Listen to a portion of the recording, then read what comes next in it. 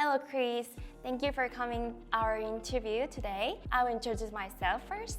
My name is Song. I'm Korean, and I'm currently a student in KU GSIS. I'm second semester right now, and I'm studying international development and corporations.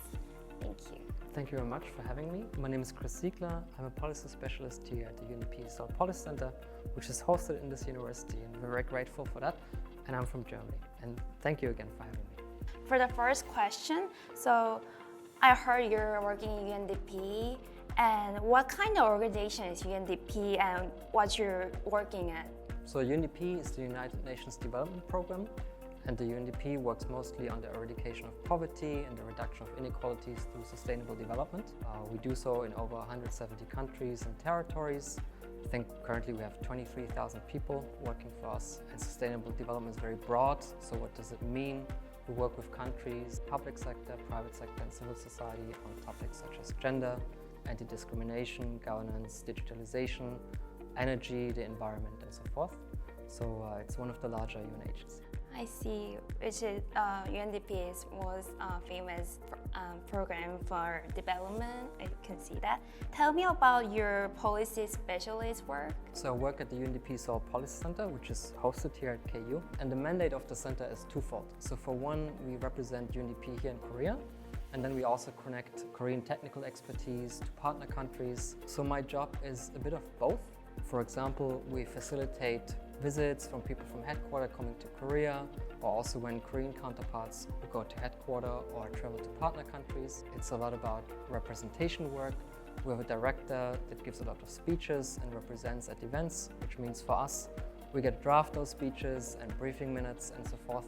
So it's a very broad area of work that requires a lot of different things and skills. So there's no specific task. Every day is a bit different. Especially, it's a very crucial work for connecting all those stops. What are some of your favorite and most challenging aspects of working for international organizations? As I mentioned, UNDP works in 170 countries and territories, which means we also have colleagues from all those countries and territories, which on the one hand is very nice because you get to deal with a lot of different people who come from different backgrounds, who have different approaches to things. So that's something I really enjoy.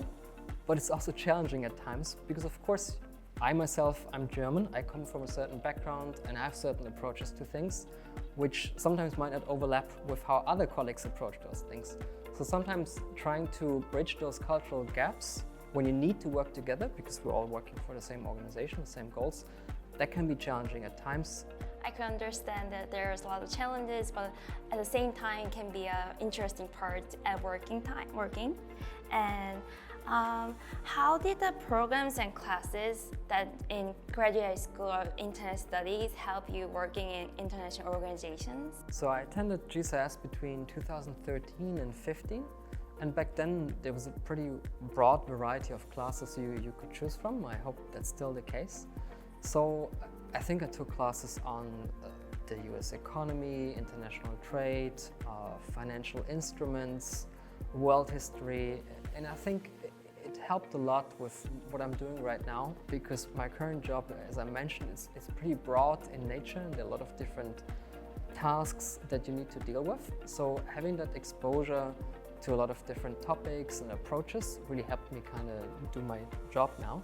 So yeah, I think that for me was the biggest thing that I could take from GSIS back then, that very broad outlook on things that is still helping. I could also see that there's a lot of broad courses in GSIS, and I think it's very helpful because we can choose a lot of majors and we can still take courses as usually can. So I think it's very useful. What skills and expertise that we need to be an expert in international organizations? I think it's a very good question that is a bit difficult to answer. I don't think there is a specific skill set that the UN is looking for, because the UN is also a very broad array of organizations. There's UNDP, there's WFP, the World Food Programme, there's the Food and Agriculture Organization, there's UNICEF. So there's a very wide range of organizations, and they are all looking for different people with different skill sets. Finally, any advices for international students or even for Korean students in the future to finding jobs, advice for international organization workplaces? I think if you're interested to work for an international organization, Korea offers a lot of options for students who want to do internships. I don't have the exact number, but there's quite a number of IO organizations, of UN organizations here in Korea. The Korean Climate Fund is headquartered here in Songdo. You have UNICEF, you have UNDP, located here in the university, and I think most of those organizations offer internship positions. We do, for example, twice a year. We recruit between 6 and 8 interns. So yeah, if you're interested in getting exposure to UN organizations, start early, apply for an internship. I think that would be my main advice. See whether that's a career that suits you, or maybe it doesn't and you can then look for other things. But internship positions, I think, are a great way to start. So thank you for today. And maybe this is it for today. Thank you. Thank you very Thank you much. for the interview. Thank you. Thank you.